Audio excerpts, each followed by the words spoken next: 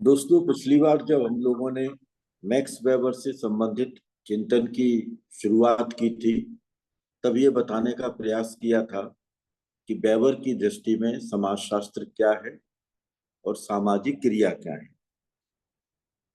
दो महत्वपूर्ण बिंदु हम लोगों ने उभारे थे, बाकी की तो मैं बात नहीं करूंगा। एक तो ये कि क्रिया के मुख्य प्रकार क्या हो सकते हैं, और क्रिया के मुख्य प्रकारों में हमने बात की थी कि एक व्यवहार होता है, एक क्रिया होती है और एक सामाजिक क्रिया होती है। वेबर ने सामाजिक क्रिया के ऊपर बल दिया है। यह भी चर्चा की थी कि क्रिया मानव व्यवहार, जिसे कोई एजेंट या एजेंट्स विषय परक अर्थपूर्णता के साथ देखते हैं, यह व्यवहार आंतरिक और बाह्य हो सकता है। अब इस क्रिया में सामाजिक शब्द था, तो सामाजिक का मतलब है कि वह क्रिया जिसमें एजेंट या एजेंट्स मीनिंग को इंटेंड करते हैं, उसको निर्मित करते हैं, एक इरादे के साथ उसके अर्थ को निर्मित करते हैं और संबंधित अन्य व्यक्तियों के व्यवहार से उसके संबंध को जोड़ देते हैं। और जो जोड़ते हैं वही संबंध डिटरमिन करता है कि एक्शन किस दिशा के अंदर जाएगा। बहुत सरल शब्दों में कहें तो ये कह सकते हैं कि व्यक्ति जो कुछ करता है, यानी everything which he is doing is called behaviour, वो व्यवहार कहलाता है। सब्जेक्टिव मीनिंगफुल बिहेवियर, यह क्रिया कहलाती है। और जो करता है, जब वह किसी एक रेलिवेंट एक्टर, जो दूसरा रेलिवेंट एक्टर है, उसको ध्यान में रखते हुए किसी एक क्रिया को करता है, तो वह सामाजिक क्रिया कहलाती है। उदाहरण के लिए, जैसे मान लीजिए आप अंगूर खा रहे हैं, उद्देश्य तो है आपका, लेकिन उस गोल को आपने ही निर्मित किया है, तो वो सब्जेक्टिव मीनिंगफुल बिहेवियर है, इसको हम क्रिया कहेंगे। जैसे मान लीजिए आप सांस ले रहे हैं, वह व्यवहार है क्योंकि वह नेचुरल है। और जब हम, मान लीजिए हमने उदाहरण दिया था कि दो साइकिलिस्ट आपस में टकराते हैं और टकराने के बाद गिरते हैं, और गिर करके एक दूसरे के साथ उस व्यवहार में रेसिप्रोसिटी लाते हैं, एक कुछ कहता है दूसरा कुछ कहता है, तो वहां पर रेलिवेंट एक्टर्स हो जाते हैं। और वो रेलिवेंट एक्टर्स अपने रेस्पॉन्स को जिस तरह से अभिव्यक्त कर रहे हैं, वह समूचा पक्ष सामाजिक क्रिया को निर्मित कर देता है। एक पार्ट तो हमने ये लिया था। दूसरा ये कि मैक्स वेबर जब भी समाजशास्त्र की बात कर रहे हैं, तो इसमें दो चीजों की तरफ वो हमारा ध्यान आकर्षित करने की कोशिश कर रहे हैं। एक तो सामाजिक क्रिया को समझिए, उसकी अंडरस्टैंडिंग, और दूसरा उस सामाजिक क्रिया को इंटरप्रेट कीजिए, उसका विवेचन कीजिए। और जब आप उसका इंटरप्रिटेशन करेंगे, तो उस इंटरप्रिटेशन में दो चीजें महत्वपूर्ण हो जाएंगी। एक, सामाजिक क्रिया का प्रक्रिया मूलक पक्ष क्या है, यानी वो किस तरह से संचालित हो रही है, जिसको हमने कहा था कोर्स ऑफ सोशल एक्शन, वो पूरी प्रोसेस है। और फिर उसके परिणाम, उसके कॉन्सिक्वेंसेस क्या है। तो प्रोसेस और कॉन्सिक्वेंसेस जो सामाजिक क्रिया के हैं, उनको जानने की कोशिश, और दूसरा सामाजिक क्रिया को समझने और उसकी विवेचन की कोशिश। ये मैक्स वेबर का एक समूचा विश्व है, जो समाजशास्त्र की परिभाषा के माध्यम से हमारे सामने उभर करके आता है। एक और बात यहाँ पर कहने की जरूरत पड़ेगी कि जो वेबर की एक बहुत महत्वपूर्ण पुस्तक है, आप लोगों के मध्य में क्लासरूम में उसकी चर्चा हुई होगी, इकोनॉमी एंड सोसाइटी। उस इकोनॉमी एंड सोसाइटी में अगर हम चीजों को कुछ पढ़ने की कोशिश करें, समझने की कोशिश करें, तो हम ये कह सकते हैं कि समाजशास्त्र का जो एक कंस्ट्रक्शन मैक्स वेबर कर रहे हैं, उसमें कुछ तो सामान्य सिद्धांत वो बताना चाहते हैं, जो सामान्य सिद्धांत सामाजिक क्रिया के साथ में जुड़े हुए हैं। और दूसरा, वे सामाजिक क्रिया के कई प्रकारों को भी बताना चाहते हैं, जिनसे कि एक्टर, यानी सामाजिक इकाइयों के अपने कंसर्न हैं।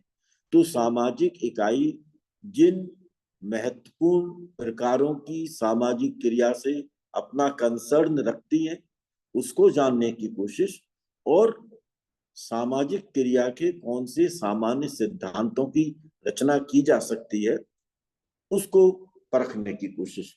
ये मैक्स वेबर की समाजशास्त्र की परिभाषा में हमारे सामने आ जाता है। हम ये कहें कि सामाजिक क्रिया की संपूर्णता क्या है, वह अपने संपूर्ण संदर्भ में किस तरह से हमारे सामने उभरती है। जब आप उसको संपूर्णता के साथ देखेंगे तभी आप उसका निर्वचनात्मक बोध भी कर सकते हैं।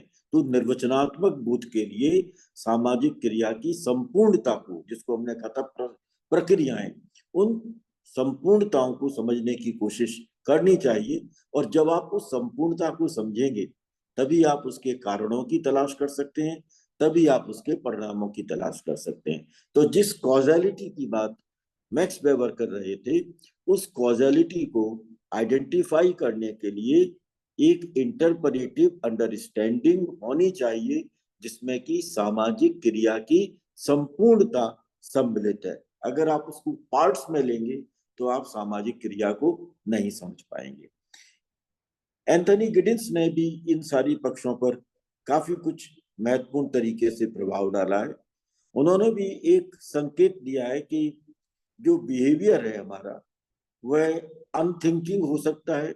हम जैसे आंख झपक रहे हैं तो ये अनथिंकिंग है, इसके साथ कोई सोच नहीं है, ये ऑटोमेटिक है, स्वाभाविक रूप से आ जाती है इसमें। और जो पारिभाषित क्रिया है, जो एक्शन है, जिसको कि हमने डिफाइन किया है, उसके अंदर अगर गहराई में जाएं तो मुझे लगता है कि एक क्लियर कट सेपरेशन करना बड़ा मुश्किल हो जाता है, और वो वास्तविकताओं पर आधारित नहीं हो पाता। क्योंकि आपको लग रहा है कि मैं आंख झपका रहा हूं, लेकिन सामने जो मेरे बैठा हुआ है, जो आपके सामने बैठा हुआ है, वह उस आंख के झपकने के अनेक सारे संदर्भों की तलाश कर सकता है।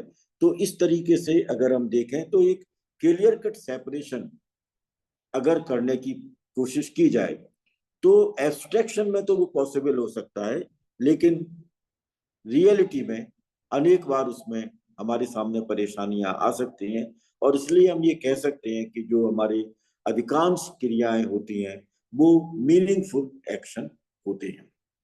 और इन मीनिंगफुल एक्शन में जब इंटेंशनल एक्ट शामिल हो जाता है, एक इरादतन तरीके से किया गया पक्ष शामिल हो जाता है, तब वह क्रिया हमारे सामने सामाजिक क्रिया बन जाती है, जिसका अध्ययन मैक्स वेबर ने किया है। एक चीज हमने पिछली बार भी बताने की कोशिश की थी कि जहां max weber intentional act of meaning के रूप में सामाजिक क्रिया की व्याख्या कर रहे हैं, वहीं कार्ल मार्क्स इकोनॉमिक रिसोर्सेज को केंद्र में रख करके सामाजिक क्रियाओं की तरफ संकेत दे रहे थे, और दुर्खाइम सामूहिक चेतना को केंद्र में रख करके उन सामाजिक क्रियाओं को सामाजिक तथ्य के माध्यम से प्रस्तुत कर रहे थे।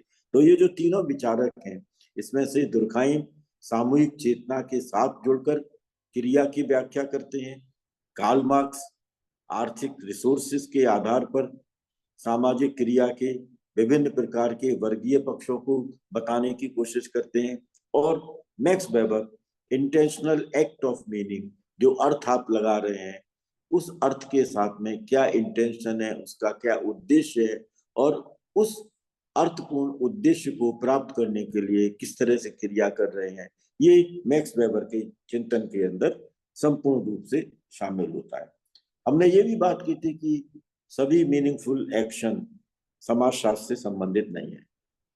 वे अर्थपूर्ण क्रियाएं जो अन्य व्यक्तियों की तरफ डायरेक्टेड है, यानी उसमें कहीं ना कहीं दो कर्ताओं की या दो से अधिक कर्ताओं की उपस्थिति हो जाती है, या जो अन्य व्यक्तियों को समाहित कर लेती हैं, तब जिसको वेबर ने अंग्रेजी में कहा था takes account of other people, जब हम इस पक्ष को शामिल कर लेते हैं तब मीनिंगफुल सोशल एक्शन हमारे सामने आता है, और वह मीनिंगफुल सोशल एक्शन समाजशास्त्र की परिभाषा को निर्मित करता है। मैंने इस पक्ष को इसलिए रिवाइज किया है क्योंकि इसके जाने बिना हम मैक्स वेबर के द्वारा प्रस्तुत 4 प्रकार की सामाजिक क्रियाओं का उल्लेख पूर्ण रूपेण तार्किक तरीके से नहीं कर सकते। एक चीज और भी देखिएगा कि मैक्स वेबर बार बार रैशनैलिटी पर बहुत बल दे रहे हैं, तार्किकता के ऊपर बहुत बल देते हैं। अब इसका मतलब ये हुआ कि जो भी मीनिंगफुल सोशल एक्शन आप कर रहे हैं, उस मीनिंगफुल सोशल एक्शन में आप उस तार्किकता की उपस्थिति को किसी ना किसी रूप में महसूस कर सकते हैं। ये हमारे लिए बहुत जरूरी है कि हम उसको महसूस करें।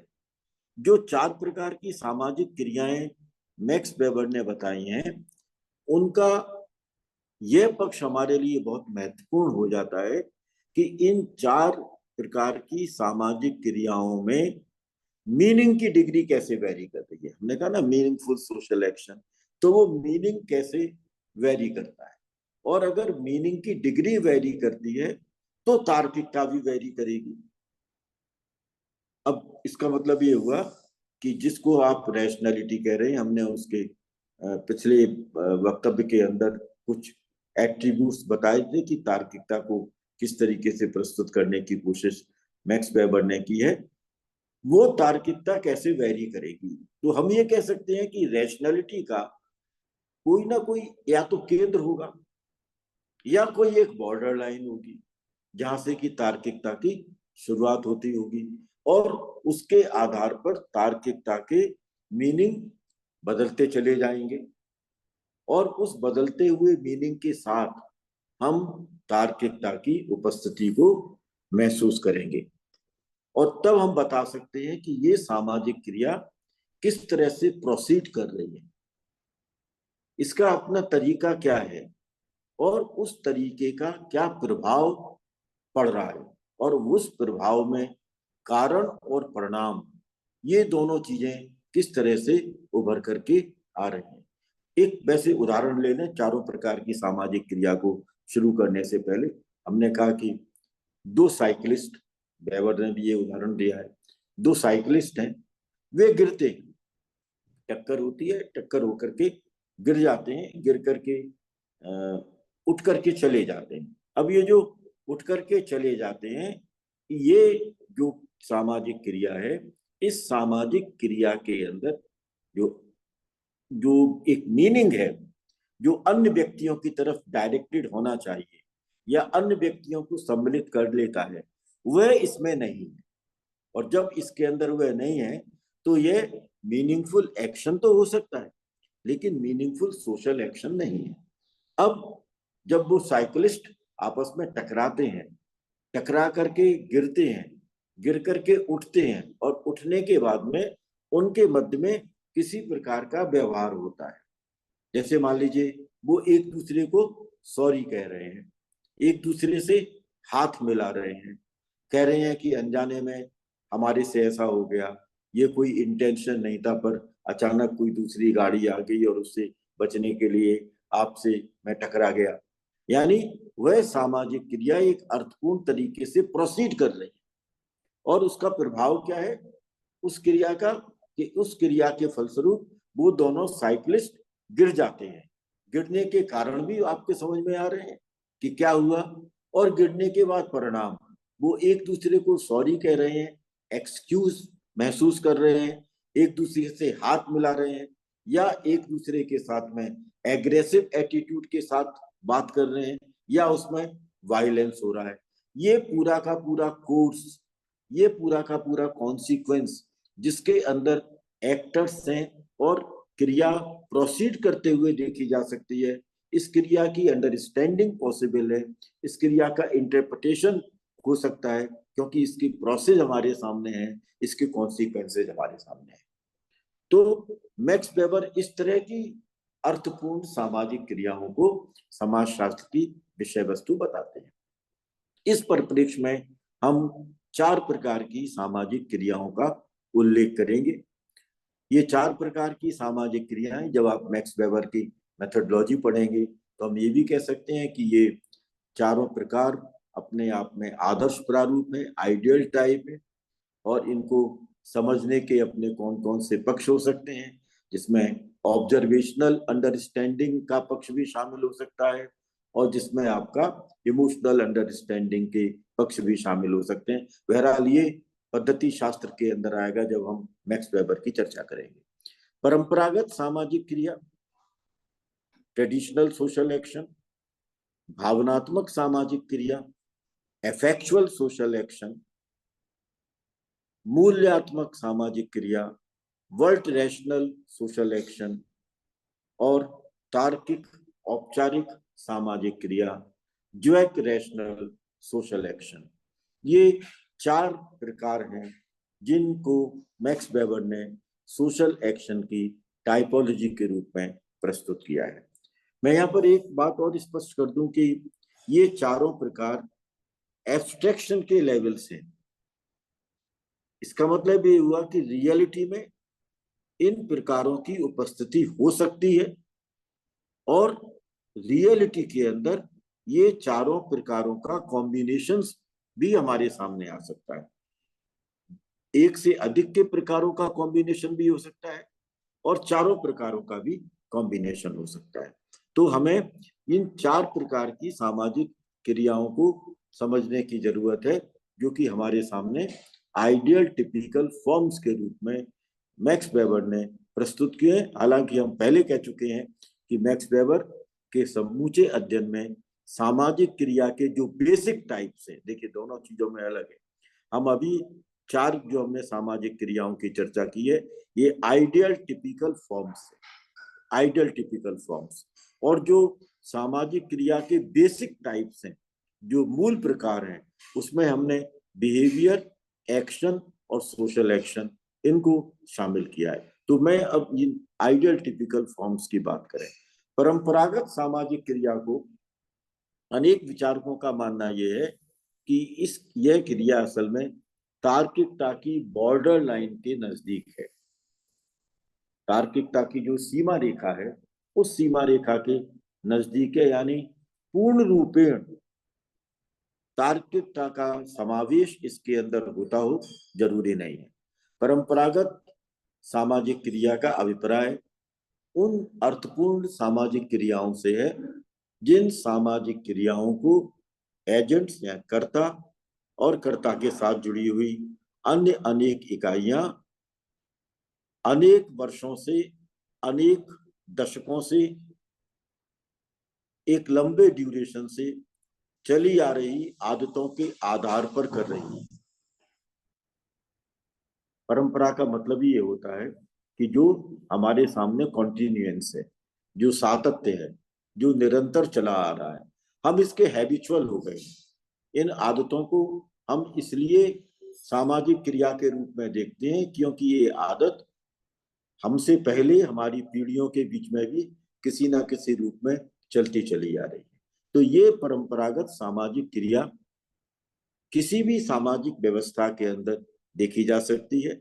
ये मीनिंगफुल सोशल एक्शन है, परंतु अनेक वर्षों से या एक लंबे दौर से चली आ रही आदतों के आधार पर, चूंकि ये आदत क्रिया के रूप में अभिव्यक्त की जा रही है, इसलिए इसके पीछे कौन सा लॉजिकल कंस्ट्रक्शन है जो इसकी रैशनैलिटी को निर्मित करे, इसको बता पाना थोड़ा कठिन हो जाता है। लेकिन एक तो आप बात कर ही रहे हैं ना तर्क के रूप में कि यह व्यवहार, यह क्रिया हम इसलिए कर रहे हैं क्योंकि हमारे पूर्वज इसको करते थे या एक लंबी अवधि से ये चली आ रही है और ये अब स्वाभाविक रूप से हमारी आदत का हिस्सा बन गई है।